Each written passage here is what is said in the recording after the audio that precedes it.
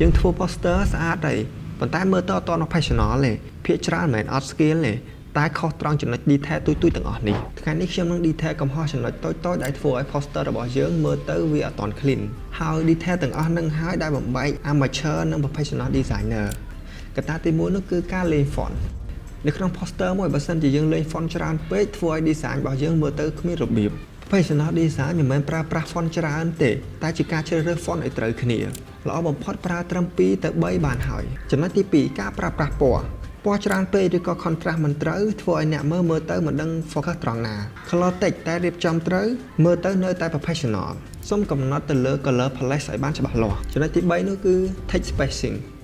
បើកាលណាអក្សរនៅជិតគ្នាពេកឬក៏ឃ្លាតគ្នាពេកធ្វើឲ្យ poster របស់យើងនឹងពិបាកអានភ្លាមៗមក clean design មិនមែនស្អាតតែមួយមុខទេតែត្រូវ easy to read ផងដែរការលេង spacing ល្អធ្វើឲ្យអ្នកមើល focus ទៅលើ message បានល្អហើយចុងក្រោយនេះជាចំណុចដែលបំផ្លាញ quality poster របស់យើងខ្លាំងបំផុតនោះគឺ low quality element PNG ព្រាឬក៏ access មិនច្បាស់ធ្វើឲ្យ poster design របស់យើងមើលទៅ low quality ហ្មងទោះបី layout របស់យើងល្អប៉ុណ្ណាបើ element មិនច្បាស់ design ក៏មើលទៅអត់ professional ដែរ